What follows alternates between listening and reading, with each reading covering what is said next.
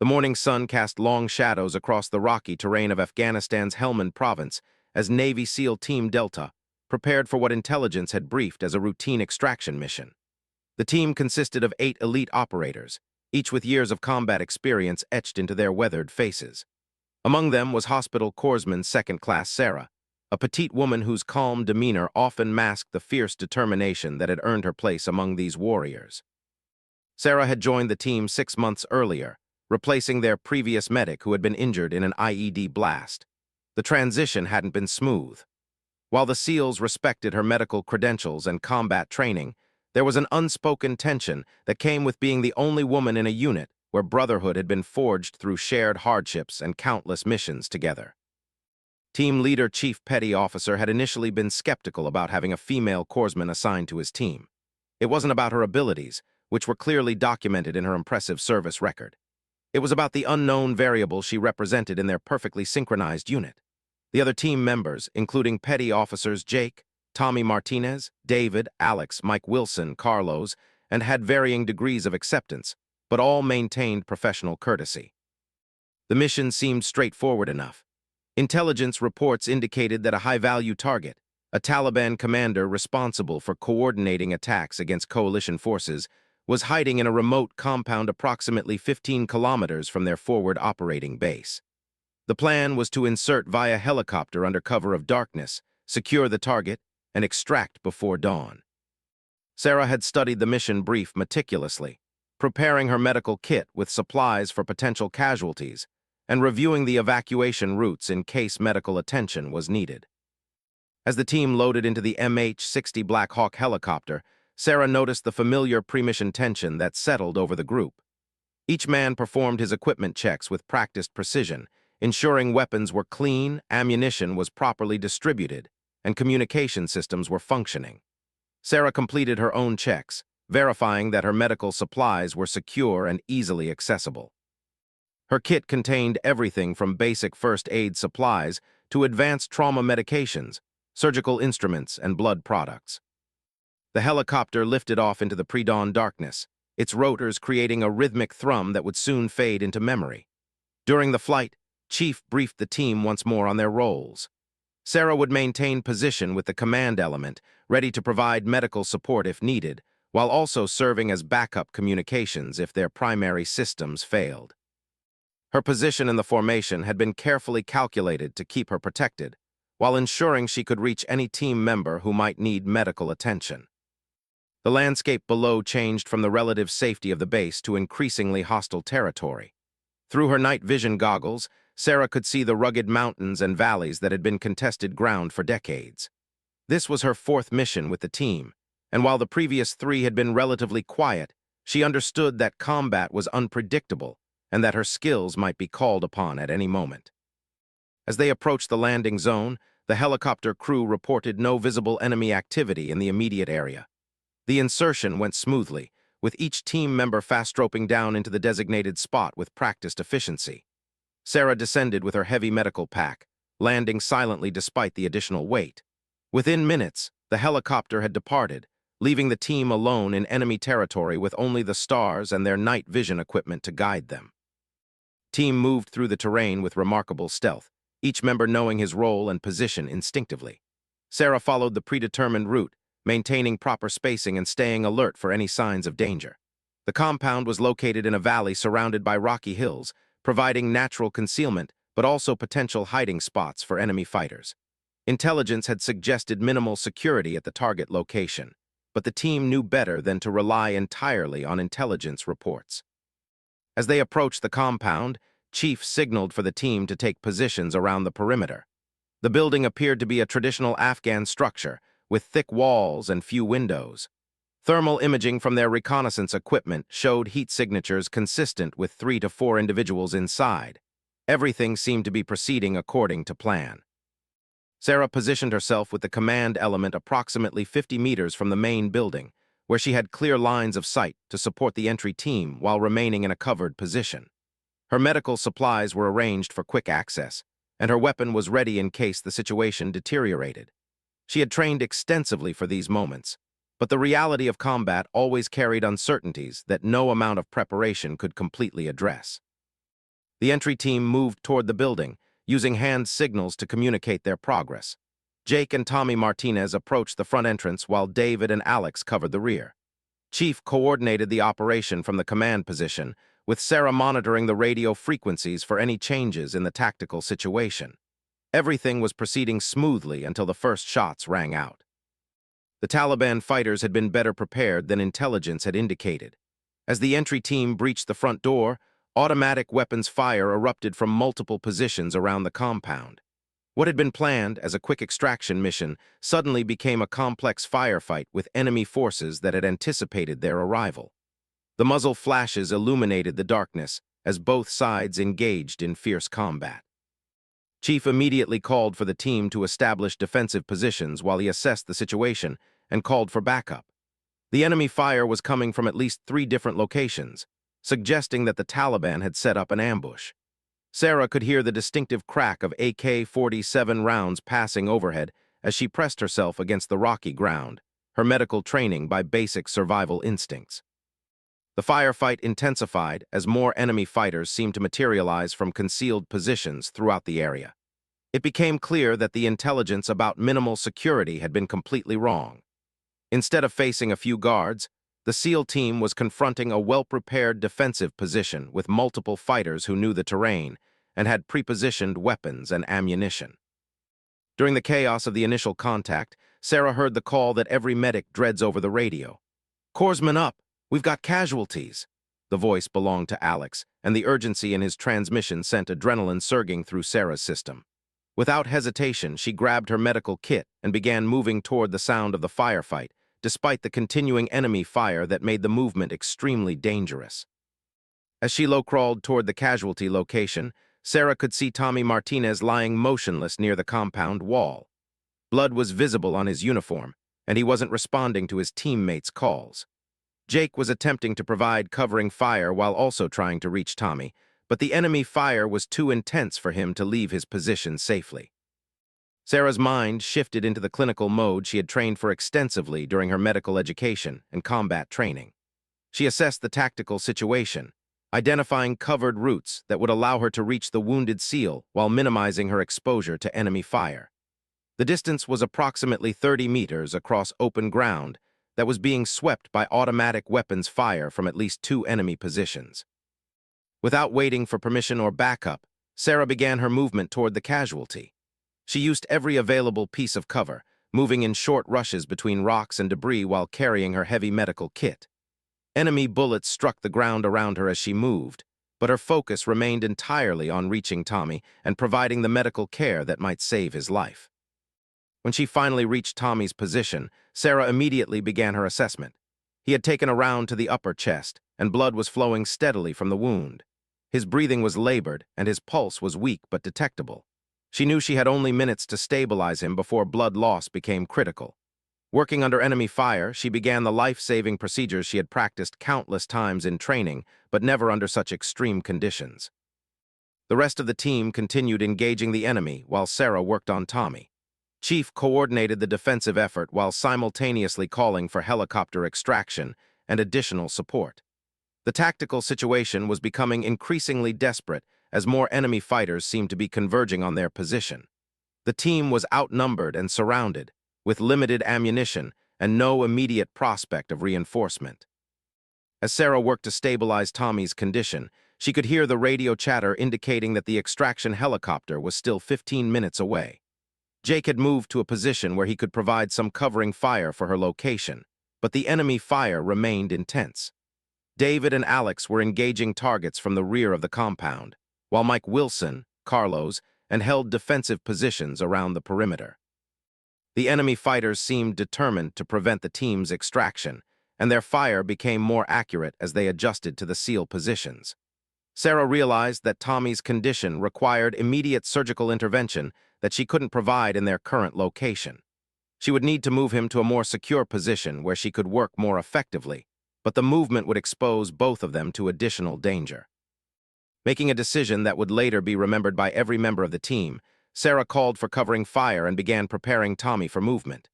She applied pressure dressings to his wounds, established an intravenous line for fluid replacement, and prepared him for transport.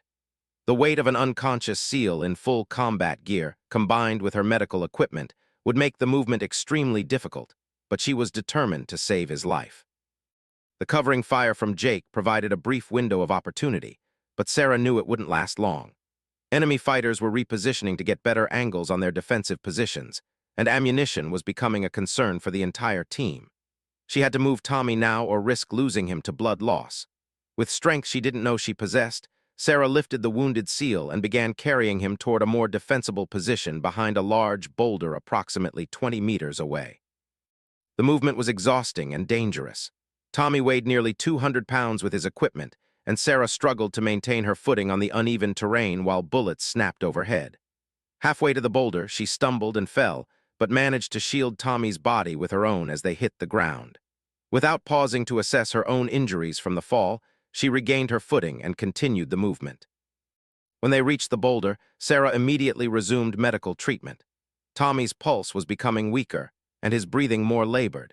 She administered emergency medications to stabilize his blood pressure and began more aggressive treatment of his wounds. The chest wound required immediate attention to prevent a collapsed lung, and she worked with steady hands despite the continuing gunfire around their position. Chief's voice crackled over the radio with updates on the extraction timeline. The helicopter was still 10 minutes out, but the pilot reported taking small arms fire during his approach to the landing zone.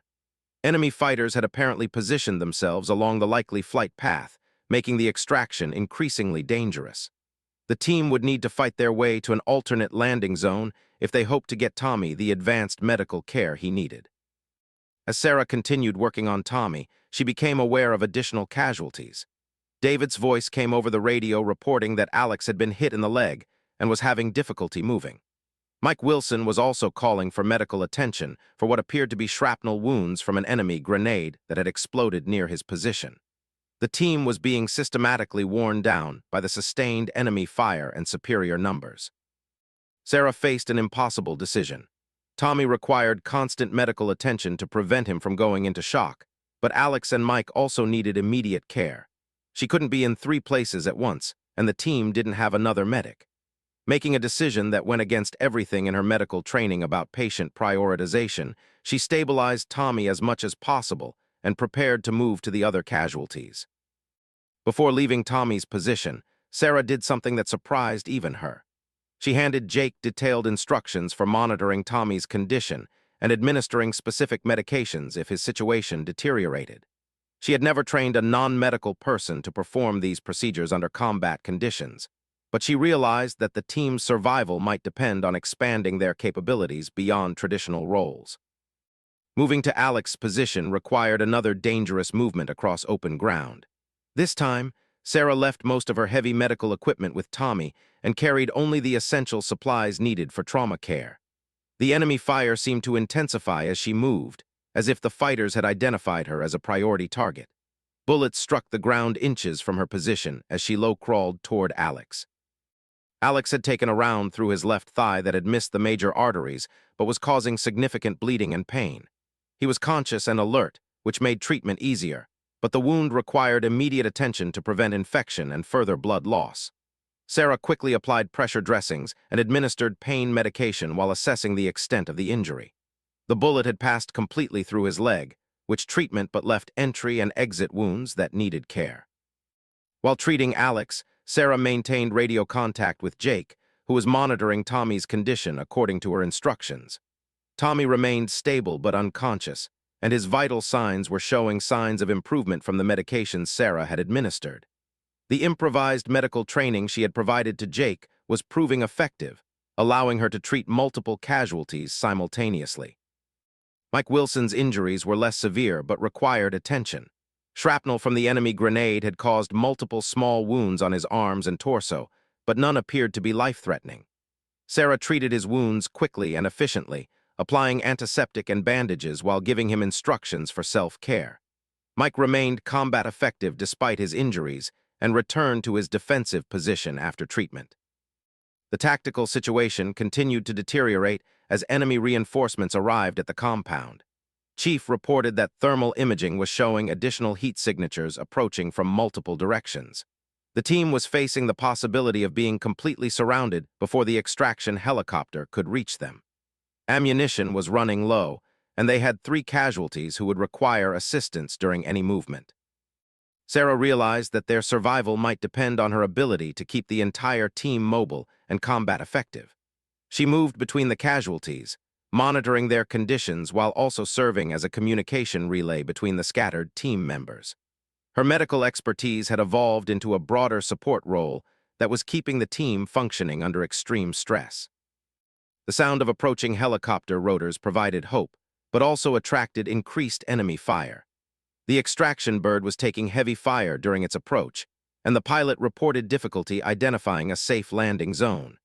Chief made the decision to move the team toward an alternate extraction point approximately 200 meters away, which would require moving 3 casualties across difficult terrain under enemy fire.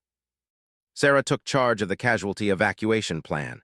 She organized the team into a movement formation that would protect the wounded while maintaining defensive capabilities. Tommy would be carried on an improvised stretcher made from equipment and clothing, while Alex would be assisted by 2 team members. Mike could move independently but would need monitoring for signs of shock or blood loss.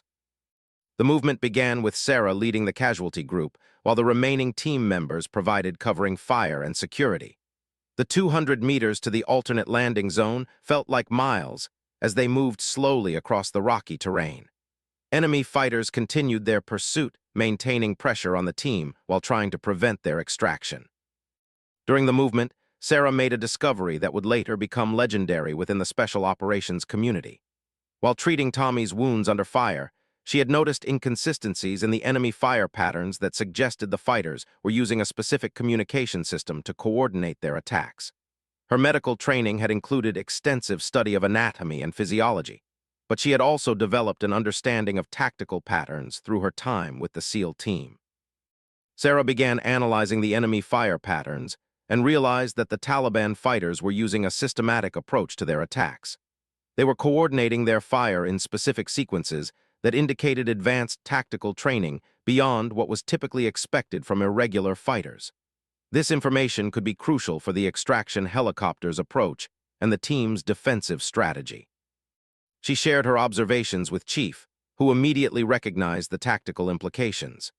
If Sarah's analysis was correct, they could predict enemy fire patterns and identify brief windows of opportunity for helicopter approach and landing. Her unique perspective, combining medical training with combat experience, had provided insights that none of the other team members had recognized.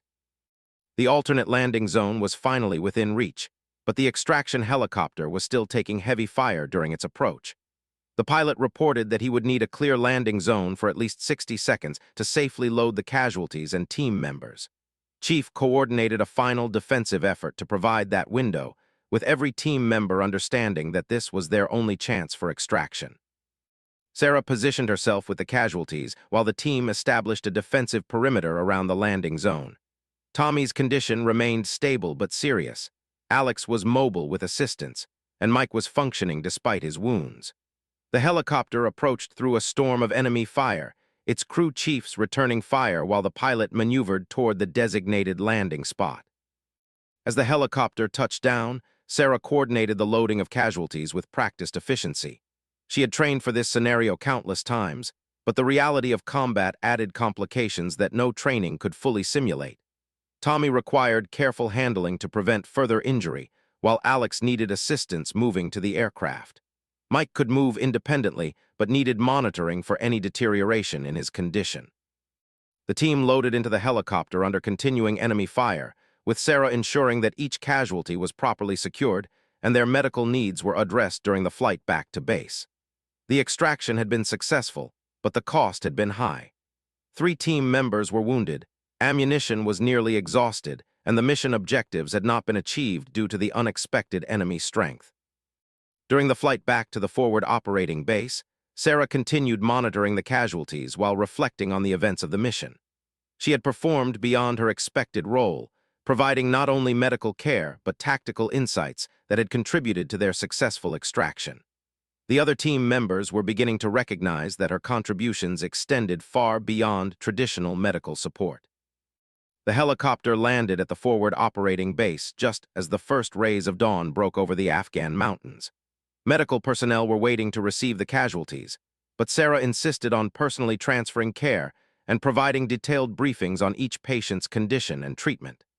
Tommy was immediately taken to the base surgical facility, where doctors confirmed that Sarah's field treatment had likely saved his life. The chest wound had been properly managed, and his vital signs were stabilizing. Alex's leg wound was cleaned and properly sutured, with doctors praising the quality of field treatment he had received. Mike Wilson's shrapnel wounds were minor but numerous, requiring careful cleaning and monitoring for infection. All three casualties were expected to make full recoveries, a testament to the immediate and effective medical care they had received under combat conditions. As the team completed their post-mission debriefing, Chief found himself everything he thought he knew about Sarah's capabilities. Her performance during the mission had gone far beyond standard medical support. She had provided tactical insights, managed multiple casualties simultaneously, trained team members to assist with medical care, and had shown physical and mental toughness that matched any warrior he had served with. The other team members were equally impressed by Sarah's performance. Jake, who had received impromptu medical training during the firefight, commented that her ability to teach life-saving procedures under extreme stress was unlike anything he had experienced. David noted that her tactical observations about enemy fire patterns had been crucial for their successful extraction. Each team member had witnessed different aspects of her exceptional performance.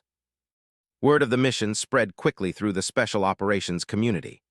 The story of a Navy corpsman who had carried a wounded SEAL to safety under enemy fire while simultaneously managing multiple casualties and providing tactical intelligence was the kind of legend that defined warrior culture. But for Sarah, the mission had been about something more fundamental than heroics or recognition. During the weeks following the mission, Sarah noticed a subtle but significant change in how the team interacted with her. The professional courtesy that had marked their previous relationships evolved into genuine respect and acceptance. She was no longer seen as an outsider who happened to be assigned to their team, but as an integral member whose contributions were valued and appreciated. Tommy Martinez recovered fully from his wounds and returned to duty within 6 weeks. His first action upon returning was to seek out Sarah and personally thank her for saving his life. The conversation was brief but emotional, with Tommy acknowledging that he owed his life to her quick thinking and skilled medical care under impossible conditions. He also mentioned that her willingness to risk her own life to save him had earned his permanent loyalty and respect. The mission report, when it was finally completed and classified, included detailed accounts of Sarah's performance that would become required reading for Special Operations medical personnel. Her ability to manage multiple casualties while maintaining tactical awareness and providing intelligence insights was studied as an example of how medical personnel could expand their contributions beyond traditional roles without compromising their primary medical responsibilities. Chief recommended Sarah for a Bronze Star Medal with Valor Device, citing her heroic actions under enemy fire and her life-saving medical care of multiple casualties. The recommendation highlighted not only her medical skills, but her tactical contributions and leadership under extreme stress. The award process would take months to complete, but ensured that Sarah's personnel file reflected her exceptional performance. More importantly for the team's future operations, restructured their tactical procedures to better utilize Sarah's expanded capabilities. Her role evolved from traditional medical support to a broader advisory position that included tactical intelligence analysis and advanced casualty management planning. The team's effectiveness increased measurably as they learned to leverage her unique combination of medical expertise and combat experience. Sarah's reputation spread throughout the Special Operations community, leading to requests for her transfer to other elite units.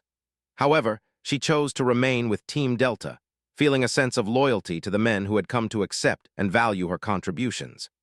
The team had become her military family, and the bonds forged through shared combat experiences were stronger than any career advancement opportunities.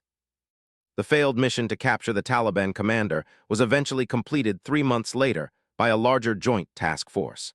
Intelligence gathered during Team Delta's firefight, including Sarah's observations about enemy tactical patterns, proved crucial for the successful operation. The Taliban fighters had indeed received advanced training, and their communication systems were more sophisticated than previously understood. Sarah's battlefield analysis had provided the first detailed intelligence about these upgraded enemy capabilities. During the successful follow-up mission, Sarah served as the senior medical planner, coordinating casualty evacuation procedures and providing pre-mission medical briefings for all participating units. Her reputation for excellence under pressure made her a sought-after advisor for complex operations. The mission was completed without casualties, partly due to improved tactical understanding based on her previous observations. As Sarah's first year with Team Delta concluded, she reflected on how much her role and relationships had evolved. She had arrived as a replacement medic trying to prove herself worthy of serving with elite warriors. She was now recognized as an elite warrior herself, with skills and contributions that extended far beyond traditional medical support. The team's acceptance had been earned through performance under fire, not through time or familiarity. The transformation was perhaps most evident during team training exercises. Sarah was now included in all tactical planning sessions, her input valued on operational matters beyond medical concerns. During combat training, she often served as an instructor, teaching other team members advanced first aid techniques while also participating fully in weapons and tactics training. Her role had evolved from supporter to full participant in every aspect of team operations. The other team members began seeking her advice on matters unrelated to medicine. Her analytical mind, demonstrated through her tactical observations during the firefight, proved valuable for problem-solving in various contexts. Jake often consulted with her about equipment modifications. David discussed tactical innovations with her. Each team member found value in her perspectives, creating a dynamic where her contributions enriched every aspect of team performance. 6 months after the mission, Tommy Martinez was promoted to Petty Officer First Class, partly based on his performance under pressure during the firefight. During his promotion ceremony, he publicly credited Sarah's life-saving actions with making his continued service possible. Alex and Mike Wilson both returned to full duty without limitations, their quick recovery attributed to the immediate and effective medical care they had received. Sarah's own promotion to Hospital Corpsman First Class came through ahead of schedule, based on her exceptional performance evaluations and the personal recommendations of her team members. Chief's evaluation comments were unusually detailed, describing her as the most capable combat medic he had encountered in 15 years of special operations service. Her technical medical skills were matched by tactical acumen and leadership abilities that enhanced overall team effectiveness. The story of the mission became part of Team Delta's operational legacy, retold during training sessions, and used as an example of how individual excellence could elevate team performance.